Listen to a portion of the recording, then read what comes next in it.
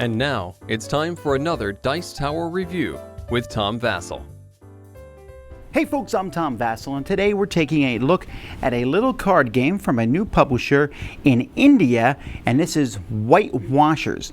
This is a game about, well, money laundering, so it's not really about actual laundry. And in this game, you have your hands on money, and you're trying to spread it out and launder it, and without getting negative money. Okay, well that sounds super complex. Really, I'm giving you a card. Is it good or is it bad? You just have to guess. Hopefully you guessed correctly. That's kind of the game in a nutshell. Here's some more details.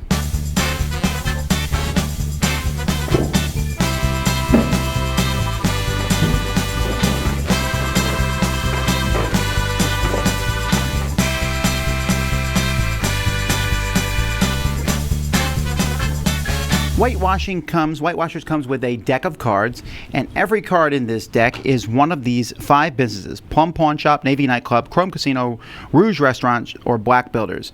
And then it's either one of the 9 numbers from -4 to 5, or one of these 7 action cards: 2 doubles, 2 busts, 2 triples, and a defraud. So for example, here's -4, Chrome Casino, it's -4 million. -3, Black Builders, -3 million.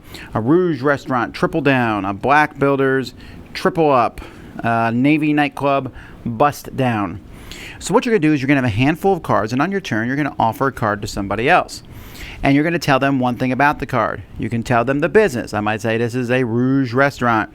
You can say it's a number card, or you can say it's an action card. Whichever one of those 3 you pick, that one has to be true. They then decide whether they're going to keep the card or whether they're going to decline it. If they decline it, you have to do it. So if I give you this and I say this is Black Builders, do you take it or not? All right, let's say you took it, you put it in front of you. Hey, it's 4 million. If you had declined it, it would go in front of me, and then I would get 4 million. And then maybe later on, I get a 3 million in this one here, and unfortunately I get -3 million in the Plum Pawn Shop. But then happily later on, I get this bust down, which means it's going to blow up the card underneath it. Yay! So now the -3 is going to be gone at the end of the game. Of course, I might get a bust up, which means the next card that I get here is gone. So I might be okay taking this -4 million later on from somebody else. So you can have at most in front of you 5 piles of cards, one for each company, and that's what you're going to be doing. You're just going to be handing these cards out, and at the end of the game, you're going to be adding up all your score. You'll just basically, go through here. Oh, this is a bust down. I'm sorry, it's the card below it.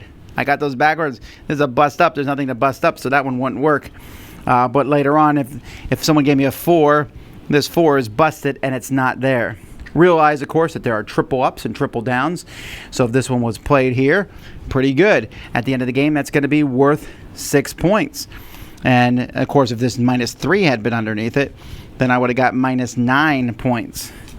And so the triple ups and the triple downs and the double ups and the double downs will do exactly that.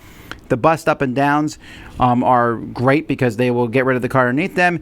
And then the defraud card just gets rid of the top card of the pile. You're going to keep going. At the end of the game, you're going to spread these cards out like I'm doing here. So right now I got 3 plus 4 is 7. This one's busted. -3 is 4. -4 is 0. Plus -9 and 2 is -7. So my final score is -7. Not a very good score here. Whoever has the highest score is the winner of the game. The box here is kind of a funky sized box. They did it so you could put it in this. I guess it's supposed to look like a little laundry detergent box. The cards are very good quality. I like these. They're nice linen finish. They're also really easy to see. I like how the words are written like this. I don't know. I like the look of this game a lot. And I also like that these 3 cards go middle table and tell you exactly what's in the deck. It would be nice if there was something that told you what they all do, how defrauds and busts work. The rule book is not the best written rule book in the world. I had a lot of questions about how things work. There's 2 pages here on illegal moves. This game pretty much should have no illegal moves. It's basically if you play a bust up or down, and like the one I did there where there was a bust up and no card above it, that should just say then nothing happens instead of this whole illegal move nonsense. But other than that, it's not that difficult, and it's a nice little small card game to carry around. So Whitewashers is a variation on a game that's been out for a long time called Cockroach Poker. Cockroach Poker is a very similar thing where I give you a card and say, this is this, and then you have to believe me or not, take it or not. And if you don't take it, I get it back. So am I giving you a good card or a bad card? That is the entirety of this game. Sure, you give out some information, you tell them what color it is or if it's a number or an action card. That's useful information, but you really have no idea. Unless, of course, you can read that person like a book and you're like, oh, they're offering me something bad or something good. But for the most part, you're not going to know. Now, that's silly fun. And this takes Cockroach Poker to another level by having the 5 different colored cards and having cards that affect double down and double down. But at the end of the day, when it's over, it was just luck. It really is. That being said, I enjoy it. It's okay. It's a fast little game.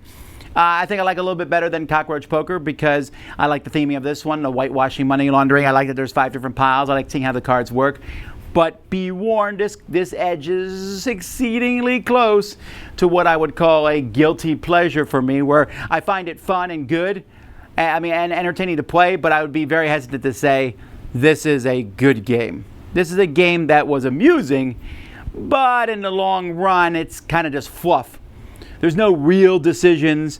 I mean, you could say, well, you should put that 4 on top of the triple. Sure, I'm going to give it to you, but you might take it. And then I messed over. I mean, I've seen games of this where people have scored quite a few negative points. So, it's amusing. It's a good way to pass the time. If you like that whole bluff and offering people stuff, and maybe it's good, maybe it's bad, then you'll like this. If you don't, you won't, because that is literally the entirety of the game. Like I said, the rulebook's a little wonky, scoring's a little wonky, so that's maybe a point from the game too. It's decent. And sometimes that's the kind of game you want to play. This kind of game you just want to pull out, play a real quick game around a circle in. I wish there was a little more that was added, because then I would like it more. But as it is, it's amusing and I'll play it sometimes. Dice Tower Judgment, fast, silly fun.